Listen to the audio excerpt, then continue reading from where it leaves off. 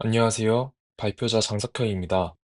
발표에 앞서 평소 제가 장문해 오던 어투로 발표를 준비한 점 양해 부탁드립니다. 절대라는 것은 없다. 나에게 옳은 것이 남에게는 아닐 수도 있고, 오늘 옳다고 믿은 것이 내일은 틀렸다고 여겨질 수 있다. 누군가는 신이 있다고 믿고, 누군가는 없다고 믿는다. 방 청소만 해도 기준은 천차만별이다. 물건만 제자리에 놓으면 깔끔하다고 느끼는 사람이 있고, 청소기와 물걸레질까지 해야 마음이 놓이는 이도 있다. 심지어는 소독까지 맞춰야 안심이 된다는 사람도 있다. 이 모든 기준은 누가 옳고 누가 틀린 것인가? 하이데거에 따르면 우리가 어떤 것을 옳다고 판단하는 기준은 모두 세계 내 존재, 즉 현존재로서 우리가 처한 세계 안에서만 드러나는 것이다. 인간 존재는 고정된 기준을 외부에서 받아들이는 존재가 아니라 자기 존재를 해석하고 이해하면서 스스로 기준을 구성하는 존재이다. 다시 말해, 우리는 항상 상황 속에서 존재하며 거기서 의미가 열려나간다.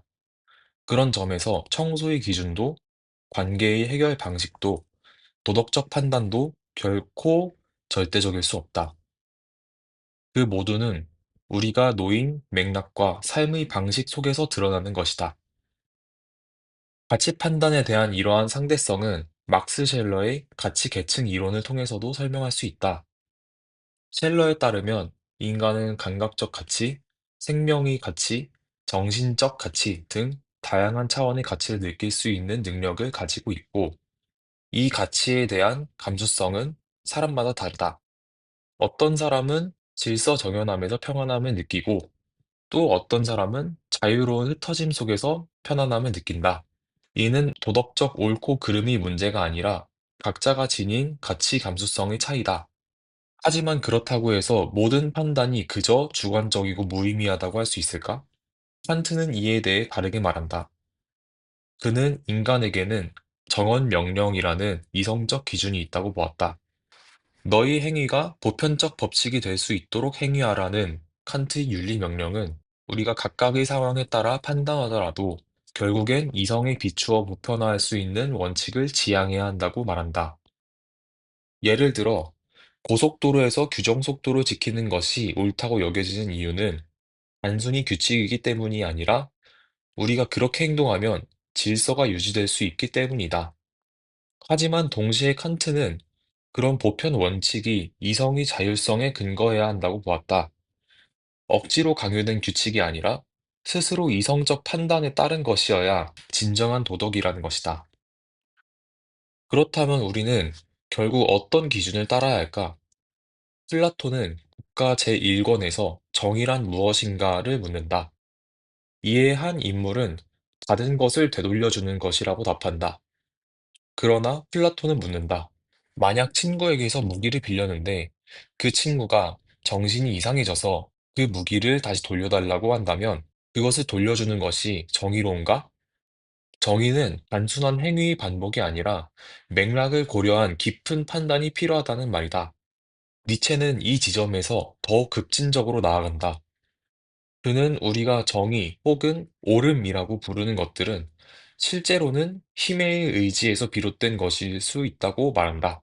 즉, 우리가 도덕이라고 믿는 것들조차도 누군가의 가치, 누군가의 권력, 누군가의 목소리가 정착된 결과라는 것이다. 그렇기에 우리는 늘 의심해야 한다. 지금 내가 믿는 상식이 정말로 순수한 이성의 산물인지 아니면 기존 질서를 유지하려는 힘의 작동인지.